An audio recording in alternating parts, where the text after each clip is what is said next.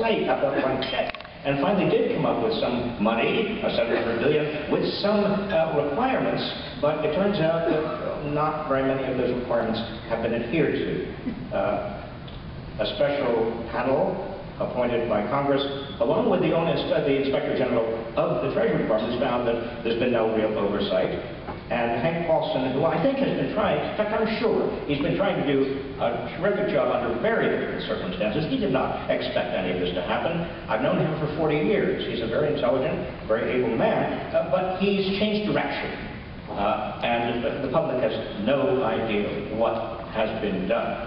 And I think that it is fair to say, and again, this is my view, that the TARP program has been a miserable failure. Money has not got down from the banks to Main Street. It hasn't got to troubled homeowners. It has not got to small businesses. It has not got to students who need to take out student loans. It's simply not true. Instead, the money has been used to pay dividends to shareholders of these banks. It's been used for executive pay and executive bonuses. The money has been used by one bank to buy up another bank, and a lot of it's been hoarded. So one big decision coming up is what is going to happen to the second tranche.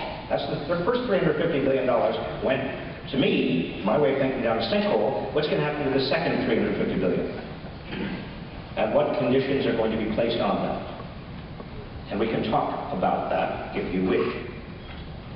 And I think, by the way, the easiest and fastest way to help troubled homeowners, easiest and fastest, is to let them do with their primary residences what they can already do if they can't pay mortgages on their secondary residences, on their third homes, on commercial property, and that is, it's not that bankruptcy magistrates would necessarily be doing all of these troubled mortgage loans. It's that in the shadow of bankruptcy, you give people who are in danger of losing their homes more bargaining leverage with banks to renegotiate these loans.